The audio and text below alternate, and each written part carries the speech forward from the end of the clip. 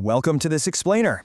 Today we're diving into a seriously high-stakes clinical dilemma, and it's one that plays out in hospitals way more often than you might think. Imagine this. A post-pregnancy patient comes in with severe bleeding. The ultrasound gets flipped on and boom, the screen just lights up with this turbulent, twisting web of blood vessels deep in the uterine wall.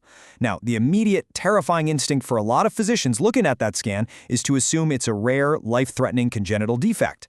But is it really? Right away, we're faced with a critical question at the core of this whole mystery. Is that dramatic cluster of vessels actually an arteriovenous malformation or an AVM? As we're about to see, how we interpret those ultrasound colors can literally mean the difference between letting a patient heal naturally and rushing them into a life-altering surgery. And we really have to anchor on why this matters right out of the gate. For years, overlapping ultrasound appearances have completely tricked the medical eye, confusing a natural, even if it looks intense, healing process with a permanent vascular defect leads to some absolutely devastating decisions. We are literally talking about unnecessary permanent interventions here, like hysterectomies or really dangerous embolizations performed on patients who simply did not need them.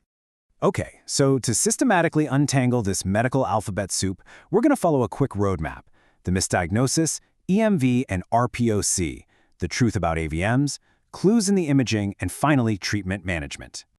Let's start with Section 1, the misdiagnosis, a dangerous error. Take a look at the abundant, twisted vessels lighting up this color Doppler with really high-velocity flow. Tragically, this real-world scan was misdiagnosed as a uterine AVM, and because it got that specific, terrifying label, the patient was treated with an aggressive uterine artery embolization using liquid agents. But guess what? This wasn't an AVM at all. It was something entirely different, something simply born out of a recent pregnancy. Which brings us to Section 2, EMV and RPOC, decoding the suspects. Enter EMV, which stands for Enhanced Myometrial Vascularity.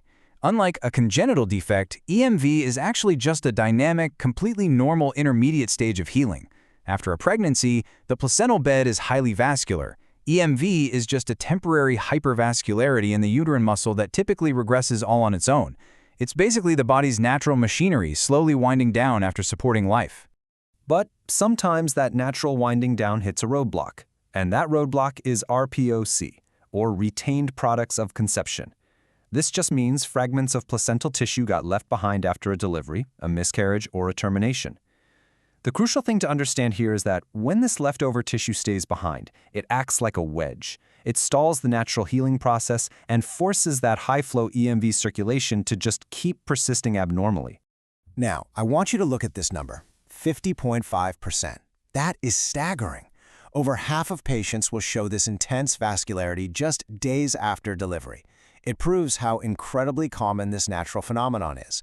It is not a rare disease, guys. It's a standard feature of the early post-pregnancy period that gradually drops off over the following weeks.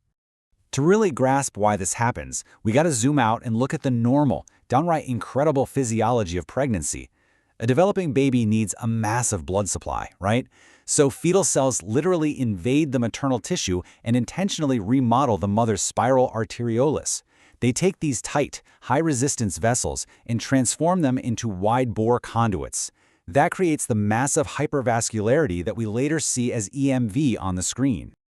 All right, moving on to Section 3, the truth about AVMs, uncovering the imposter. So a true AVM is an entirely different beast from EMV. It represents an intrinsically abnormal developmental process that started way back in fetal angiogenesis. We're talking before the patient was even born. It's a chaotic, congenital tangle of malformed channels that completely lacks normal capillary resistance. It has absolutely nothing to do with the recent pregnancy. It's basically a permanent architectural error in the body's plumbing. When you put these two side by side, the ultimate takeaway of this explainer becomes crystal clear. EMV is pregnancy-related and it eventually resolves, but a true congenital AVM, it never ever spontaneously regresses. Diagnosing an AVM means diagnosing a permanent, dangerous structural flaw, which is exactly why getting this right is so incredibly vital. Which brings us to Section 4, clues in the imaging, spotting the differences.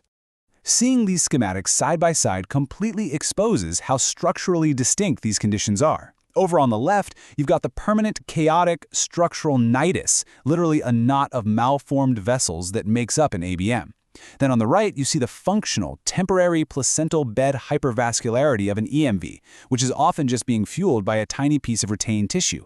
On a mechanical level, they couldn't be more different. But, here's the disguise. This is the exact thing that trips up even the most seasoned professionals.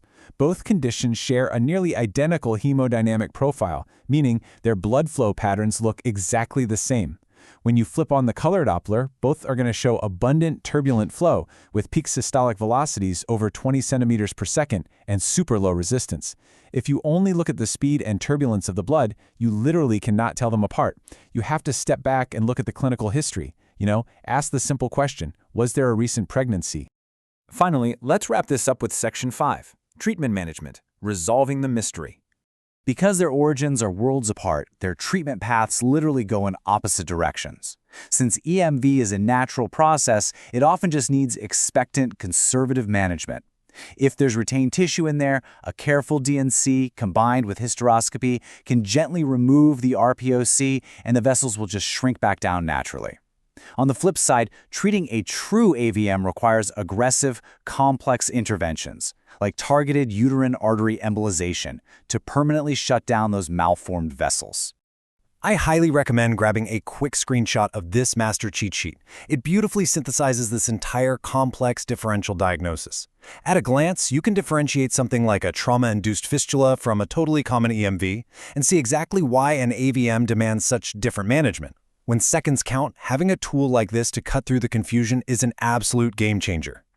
So considering how easily a completely natural post-pregnancy healing process can masquerade as a permanent congenital defect, it really leaves you with a profound appreciation for getting the diagnostics exactly right. It forces us all to ask, how many unnecessary life-altering procedures can we prevent simply by updating our terminology and really understanding the true story behind the ultrasound? Knowing the precise words and careful observation can literally save patients from unnecessary trauma is just a hugely powerful reminder of why this work is so important. Thanks so much for joining me on this explainer today, and remember, always keep questioning what you see on the screen.